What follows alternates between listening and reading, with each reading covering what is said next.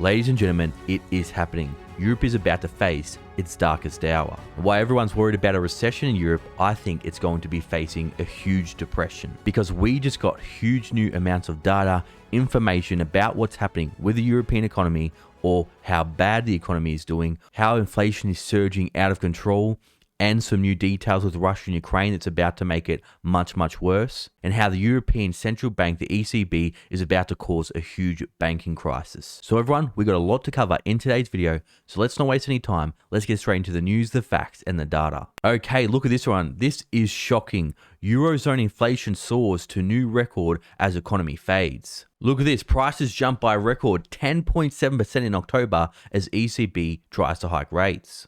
People, this is getting out of control. 10.7% inflation. This is something you expect to see in a third world country. Now, some people may think, well, 10%, that's not bad. But you know what that means? That means in 5 years, everything you pay for is going to be double in price. Your grocery bill is going to be double. Your rent's going to be double. Petrol prices are going to be double. Gas prices are pretty much double or triple already. But consumers may have had a little bit of savings to weather the storm, but that savings is dwindling. And as inflation continues, that means consumers are going to be pushed to the brink. And the economy is crashing. Third quarter output, meanwhile, slowed to 0.2% from the previous 3 months, more than analysts estimated, but less than the 0.8% advance recorded between April and June. So everyone, this is great data, isn't it? 0.2% growth. But what no one's saying is when you factor in inflation, real growth is negative. The only reason why the economy is growing a little bit or just 0.2% is because of inflation. But if inflation is 10%, if inflation is going up 3% a quarter,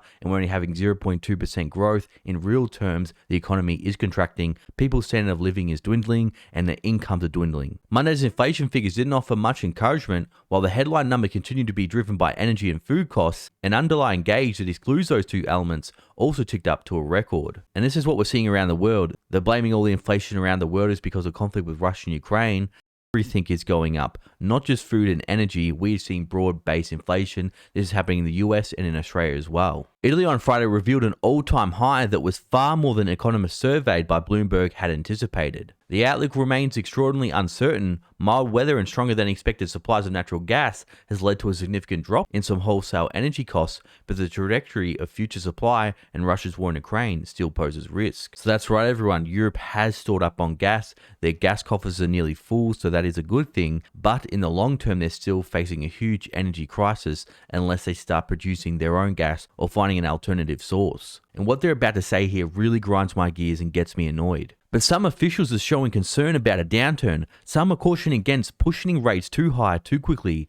How that debate plays out may determine the scale of economic contraction facing the region. People, I am still shocked that there are still people worried saying, look, we don't want to lift interest rates too fast. We don't want a contraction. We don't want to break the banking system. Hello, inflation is now double digits. The time for caution on slow interest rates are far gone. You should be worried about not lifting interest rates high enough or not lifting interest rates fast enough to stop this inflation. Because once you get inflation in double digits, guess what? It doesn't go down to 2% in 1 year, 2 years, 3 years. It takes 5 years or more throughout history. Every time inflation has gone above 10%, it takes at least 5 years for it to bring it back down. And what they had to do throughout history every single time was lift interest rates above the inflation rate.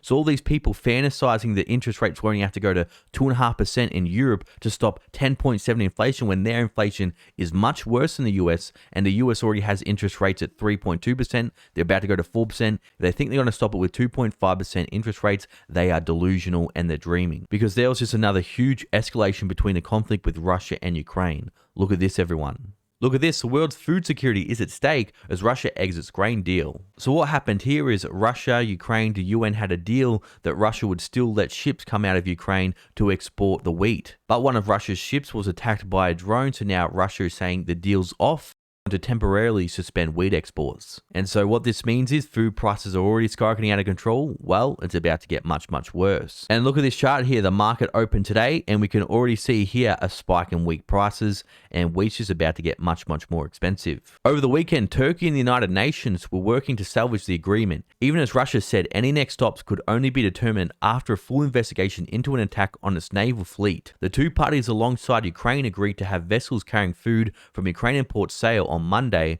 posing a challenge to Moscow and potentially dulling the impact of Russia's withdrawal from the deal. Because for those of you that don't know, Ukraine is actually the breadbasket for Europe and the world. So this is going to have huge consequences for all of us. Because for those of you that don't know, the world relies on the Black Sea region for about a quarter of wheat and barley exports, and about a fifth of corn and sunflower oil shipments. Along with reduction of exports, the early termination of the Black Sea deal puts at risk a main export route of fertilizer relied on by farmers to grow ample crops. So again, that's something we've been seeing this year. We've seen fertilizer costs skyrocket. This has been a huge input cost for farmers. This is making food prices across the board much more expensive. And I think this is going to be the final nail in the coffin before food prices to get even more expensive. And now it's going to be a luxury to have 3 good healthy meals a day. And another big risk is going to cause is farmers, if they say, well, look, if we can't sell this, we're just going to stop production altogether. And again, supply demand, less supply coming onto the market, more demand, it's going to make prices more expensive. So this is just the first piece of the puzzle of why Europe is about to face its darkest hour, surging inflation.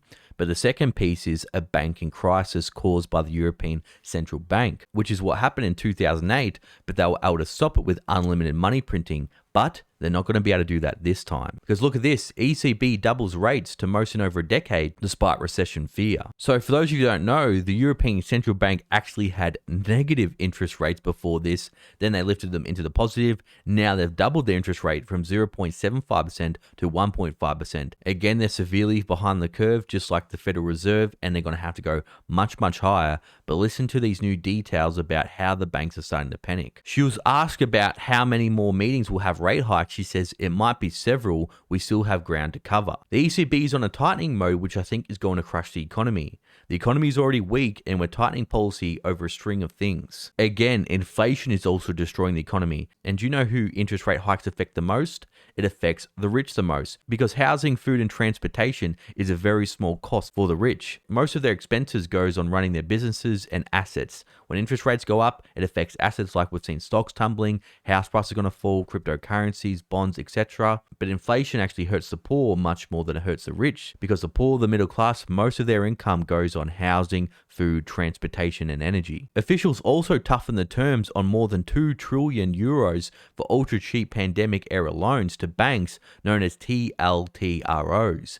The agreement had become problematic after recent rapid rate hikes allowed lenders to park TLTRO cash in ECB accounts and earn risk-free income. Again, this is what we've seen in central banks around the world. With the Federal Reserve, they're using the reverse repo markets where the banks are parking over $2 trillion at the bank every day, and it's costing the Federal Reserve $500 million in interest payments every single day. The interest rates have spiked. This is bleeding money for the central banks. And what they're saying is we can't keep doing this, or even the central banker could go bust. And again, this is causing the entitled banks to have a big whinge and have a cry saying that they can't do this. Changing the conditions retroactively carries legal risk and could make banks weary of similar offers in the future, undermining their effectiveness. Deutsche Bank said he'd be disappointed if the terms were adjusted, as banks signed up faithfully to keep credit flowing.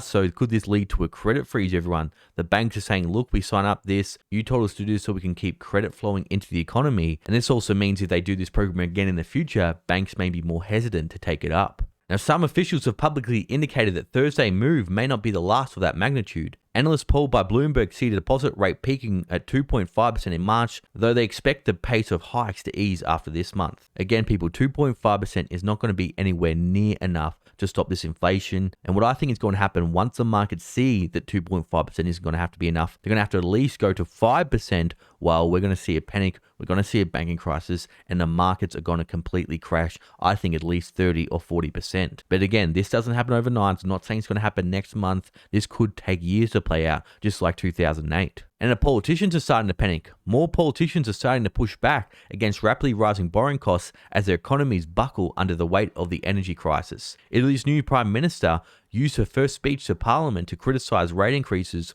while French President has also grumbled. Because what's very different with the European Union and the European Central Bank compared with the Federal Reserve is what they do just affects one country. But the European Union has a bunch of countries in it, so some countries are doing a lot worse than others. So these rate hikes are going to affect countries like Italy and France and put them at much bigger risks than other stronger peers like Germany. Risk to growth outlook are clearly on the downside according to Lagarde, who described high loan costs for consumers and businesses prices alongside dwindling confidence, the opposite is true of inflation. And you know what's crazy? The European Central Bank hasn't even started QT yet. So once they start QT, I think the markets are going to fall, and they're saying they haven't even come up with a date yet to start QT. Because the only reason these countries have avoided default is because the ECB has come up and brought up all the debt.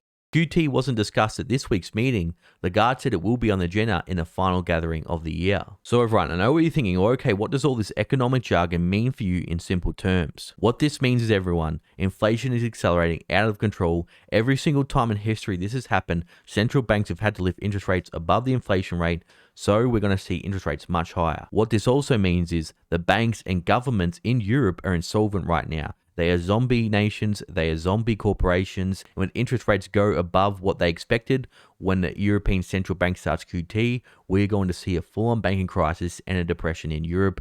And there's just simply no way out of this. These people saying, well, we'll just slow interest rate hikes to save the economy. Well, then what that's going to lead to is hyperinflation. Every reaction has an opposite reaction. Every choice has a consequence. And because central banks and governments have just kicked the can down the road, they haven't fixed the fundamental issues, there's only one remedy, people, and that is pain. We're going to have to go through some pain and rebuild from a more sustainable base. But everyone, what do you think? Let me know down below. Now, for my loyal viewers and subscribers still watching, you're awesome. Thanks for watching. I'll see you all in the next video.